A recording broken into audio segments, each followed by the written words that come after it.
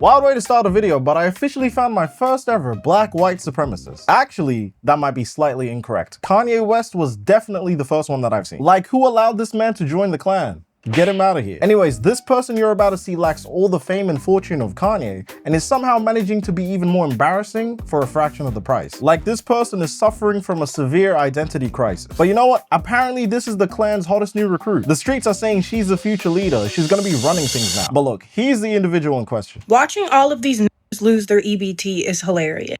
Nobody told these women to have multiple kids with multiple niggas. And I also love how they're all saying that they're gonna commit a crime on camera. Shit, I'ma walk out with my shit and I ain't paying nothing. Y'all took my EBT. Okay, Shaniqua. You wouldn't have to steal if you were a productive person in society. And we all know niggas do not fit that description.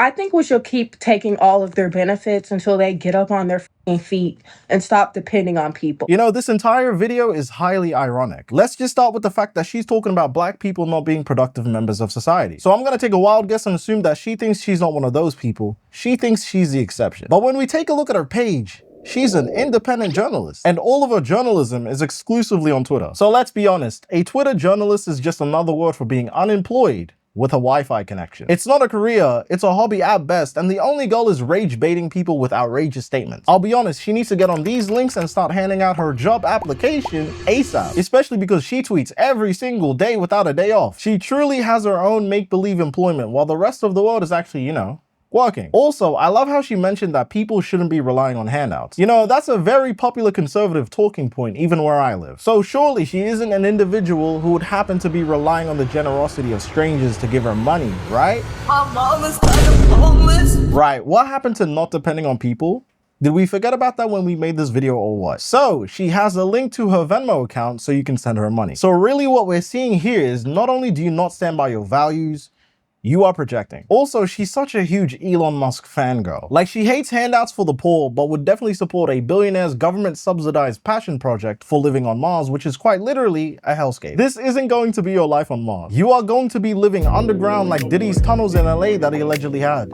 Does that sound like a fun time? Yeah, so breaking news. It turns out Elon Musk isn't building a base on Mars anymore anytime soon. Like, oh my god, who would have guessed? No Mars base? What a shocker. Honestly, there were no signs it was going to fail. It isn't like Elon Musk has any other failed ventures. Anyways, if your government does decide to bend over backwards and hand him billions of dollars, at least tell them to ask for a refund policy, because clearly that money is not coming back. But honestly, the people she supports rely on handouts too. I mean, back in 2025, the N-word stimulus package was hitting like crazy. This lady over here got over $750,000 on a Give Send Go campaign for calling an autistic black child the N-word. And this woman got over $120,000 for saying it to a Somali couple. But as you can see, the N-word stimulus package isn't really hitting like it used to. Like, inflation really hit the racism market too. So if this woman's plan A, which is pandering to the racists on the right, doesn't work out, then plan B, asking said racists to financially save her, will fail. She will receive nothing. And the reason why is very simple. Just check the mirror. But I'm sure she doesn't like the reflection. So instead, here she is deciding to tell us exactly how she became so based. People ask me why I became based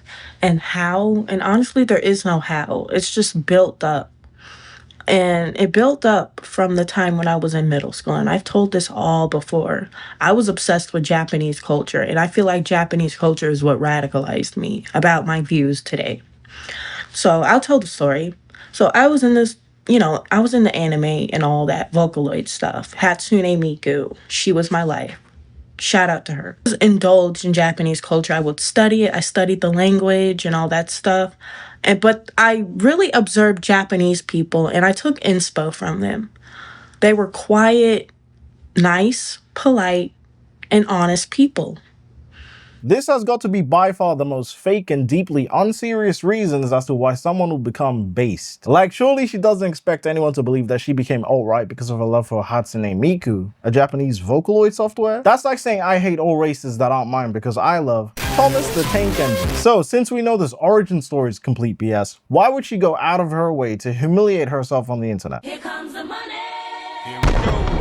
It's simple. She saw what Candace Owens was doing and decided to steal the business model. But she proceeded to make what Candace does 1,000,000 times worse. Actually, no, that number's a bit too high, let's be fair. At least 10 times worse. The only difference is Candace Owens has been doing this for years and she's medically insane. This girl, she's just doing whatever it takes to get attention. She is the Temu Candace Owens. But honestly, she's mostly just a Japan glazer, and I cannot stand Japan glazes. Like, don't get me wrong, Japan is a beautiful country. But when a person who glazes it describes it, they lose all connection to reality. It really goes something like this. This is fruit from the rest of the world.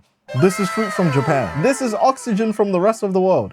This is oxygen from Japan. Regardless, in Japan, she wouldn't be base. She would be the nuisance that the locals complain about. But honestly, the Japanese cultural obsession is the least of our worries. She has some of the worst political takes I've ever heard. Renee Nicole Good died being a lover. She died because she wanted to protect who would not piss on her if she was on fire. Anybody saying that she didn't try to run him over, you're a lover. Thank you. My message to white liberals is that these people want you dead regardless. It doesn't matter. Give them everything they want. Let them scam. They still hate you.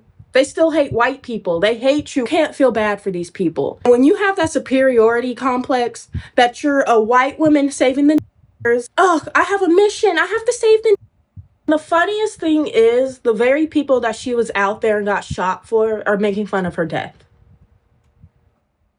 Wait, but then you just... Whatever you believe, sweetheart. This has got to be by far one of the worst videos I've seen in a long time. But then again, I don't really expect empathy from this crowd, nor do I care for their empathy either. But I do expect consistency, and this girl has a major double standard. Because when this mother dies, she doesn't offer condolences. She calls her slurs that make absolutely no sense for the situation. Very old school too, I haven't heard that one in a long time. She claims minorities and liberals are the ones making fun of her death. Like, who are you trying to gaslight? Does she think we have the IQ of a University of Oklahoma student? I'm sorry. But when a person she idolizes like Charlie Kirk gets killed, all of a sudden she's like, how can anyone feel powerful ripping a father from his children, a husband from his wife, a son from his family? How empty must a soul be to rip away the very heart of a home, to destroy love, to leave children without their protector, a wife without her partner, parents without their son, is the act of someone consumed by darkness. No real power comes from breaking families apart. Really? So she does understand. It reveals only cruelty, weakness, and the kind of evil that history never forgets.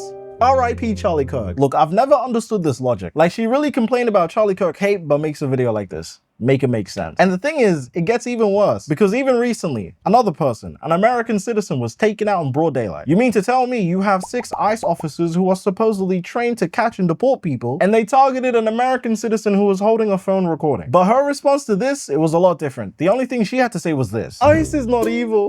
Enforcement of existing laws isn't evil. The left has lost all credibility on calling anything evil because every time real wrongdoing comes to light, they rush to defend or downplay it while labeling enforcement agencies like ICE as monsters. They scream about ICE being evil thugs, but stay silent or make excuses when actual crime happens under open border policies they push. Notice how she can't defend the shooting? She can't explain why around 6 ICE officers surrounding one man needed to shoot that man with a phone and a legal firearm that he wasn't even touching. So instead she says the left and open borders. And even if she drops the video about this specific incident, I can guarantee you it will be racial slur galore, and she's probably going to claim that minorities hate white liberals and want them to die or something like that. So while I was literally editing this video, she actually dropped her response to these ICE officers who took out Alex Pretty, and you're not gonna believe this. This is exactly what she said. Another white person has fallen victim to loving, minority pandering, whatever you want to call it. It's a pandemic against white people, especially white liberals. Now, like I've said, when you pander to the and minorities, this is your outcome. You either look stupid or you die trying to look stupid. He died being died trying to protect minorities who do not give a f about his white life. If it was him being deported, they would not say anything, because minorities don't give a f about anybody but themselves. See, I told you this was pretty much what she was gonna say. It is so predictable, it's actually boring. Like, she genuinely doesn't have a unique thought in her head. It's simply the same false talking points repeated over and over again. And she truly has her own savior complex. She really thinks she's the savior of white liberals everywhere. I mean, look at her. She really thinks she's the messiah to all white liberals. Who needs saving when you have her? But in all seriousness, this cannot be what my quote-unquote people are doing in their spare time. This has got to be by far one of the worst grifts I've ever seen. Honestly, at this point, you have to ask yourself, why go this far? Well, she's going to show you exactly why with a PSA that will do absolutely nothing for your life. Good morning, everybody. It's Ray here. I just wanted to give a message to the niggas who are mad at me. You have nothing to be mad at me about. You should be mad at yourself. Nobody would think of y'all this way if y'all acted according to society's standards. Y'all act foolish and which is where y'all got that name from. And I get accusations that I hate myself. I hate myself because I'm a free-thinking Black person. I see. So this is the so-called free thinkers of the Black community, eh? Look, I'm not the type of person that likes to generalize, but today, I feel like I might just do it. Black conservatives, is this your leader? Is this your captain? But you know, I love how she claims that everyone is mad. Now for some people, maybe. But me personally, how can I be mad at an individual who is obviously grifting? I mean, let's look at the stats. You made your account in 2021. And since then, you've had 15 username changes in the span of 5 years. That's about 3 username changes in the span of 5 years. I highly doubt anyone watching this video has changed their username that many times consistently for 5 years straight. And let's be real, nothing that she's saying is even unique to her. The talking points that she says have been repeated by the very people she's been trying to appeal to for years now. She isn't bringing a new perspective. The only difference is she's Black and she spams their favorite word, the one they are dying to say out loud. Now, you would think after all that pandering and mocking the dead, she'd be the next Candace Owens. But she's not. Her biggest achievement so far, a Rumble stream with a guy whose entire personality is glazing Nick Fuentes. You know, everybody's saying you're the new Candace Owens now. Mm-hmm. How do you feel about that? Honestly, we're different people, so. I'll be honest, I didn't even watch more than like 2 minutes of the stream. Only miserable people would watch this. And as we can see, even her own supporters admit she's just a clone. And for this guy whose entire account is dedicated to glazing Nick Fuentes, please get in this position. Because what are you doing? You're too grown to be doing this. But if there ever was a path you would never want to take in your entire life, that would be going down the alt-right pipeline. Because looking at this mess, no joke, it's just so embarrassing. Anyways, it's been your boy, Era, a future grifter in about 20 business days. And if you enjoyed the video, leave a like and subscribe. And I'll see you guys next time when I'm the new leader of the clan. Look at me. I'm the captain now. All right? I'm out.